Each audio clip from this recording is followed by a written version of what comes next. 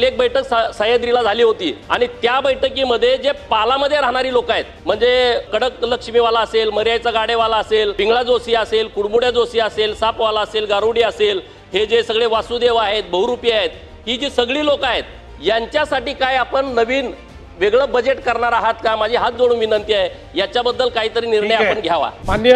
अध्यक्ष महोदय, सन्माननीय पडळकर साहेबांनी जो मुद्दा मांडलेला आहे, मला या ठिकाणी सांगितलं पाहिजे की वेगवेगळ्या योजना तर आपण चालवतो आहे, कारण आपल्याला लवकरात लवकर घरं द्यायची आहेत, पण या वर्षी मात्र केंद्र सरकारने देशामध्ये सर्वात जास्त घरं आपल्याला दिली आणि 30 लाख घरं, म्हणजे आपण लक्षात घ्या की गेल्या 7 वर्षामध्ये आपण 13 लाख घरं बांधली आहेत आणि या एका वर्षामध्ये आपल्याला 30 लाख घरं केंद्र सरकारने दिलेली आहेत। त्यातल्या 20 लाखापेक्षा जास्तीचं डिस्बर्समेंट देखील आपण केलेलं आहे आणि म्हणून आत्ताच्या घडीला हे सगळे वेगवेगळे आपल्या ज्या योजना आहेत, यातले जे लोक आहेत, हे सगळे प्रधानमंत्री आवास योजनेत पात्र आहेत आणि म्हणून आपण हा निर्णय केला की आता पहिल्यांदा प्रधानमंत्री आवास योजनेची जी यादी आहे ही पूर्णपणे, म्हणजे आता प्रतीक्षा यादी उरलेली नाही, सगळी प्रतीक्षा यादी पूर्ण आपल्याकडची सगळी संपली आहे। याच्या व्यतिरिक्त आता केंद्र सरकारने आपल्याला ही परवानगी दिली नव्याने सर्वेक्षण करण्याची, म्हणजे ज्यांची नावं सुटली होती त्यांचंही सर्वेक्षण करण्याची। आपल्याला ते सर्वेक्षणही आता आपलं या महिन्यात मला वाटतं संपत आहे, त्यामुळे ती यादी तयार झाली की पुन्हा आपण नव्याने त्यांना त्या ठिकाणी पैसे मागणार आहोत आणि म्हणून मला असं वाटतं की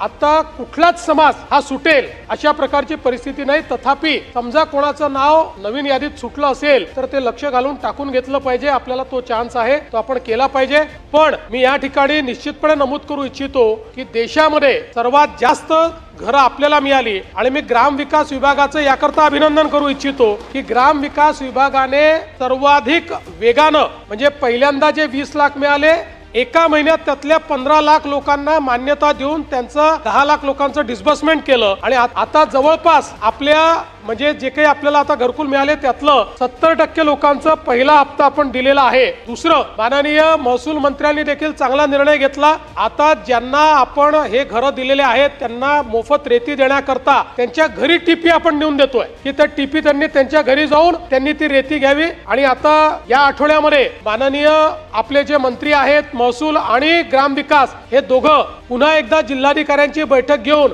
किती लोकांचे घरकुल सँक्शन झाले आणि त्यापैकी किती लोकांच्या घरी टीपी पोहोचल्या आणि त्यापैकी प्रत्यक्ष किती लोकांना वाळू मिळाली या संदर्भातला देखील आढावा घेणार आहेत। त्यामुळे वेगाने हे काम पूर्ण होईल आणि यासोबत आपण हा निर्णय घेतला की प्रधानमंत्री आवास योजनेसोबत 50,000 रुपये आपण ऍडिशनल आता त्या ठिकाणी देतो आहोत, कारण आपला प्रयत्न आहे की ही सगळी घरं, 30 लाख घरं, 2,10,000 चालली आहेत, ही सगळी घरं ही पहिल्या दिवशीपासून सोलर घरं असली पाहिजे। या 30 लाख कुटुंबांना विजेचं कुठलंही बिल येऊ नये या दृष्टीनं 50,000 रुपये आपण अधिकचे दिलेले आहेत। त्यामुळे मला असं वाटतं की एक प्रकारे देशामध्ये महाराष्ट्राचं एक नवीन मॉडेल, बेघर मुक्त महाराष्ट्राचं आपण तयार करतो।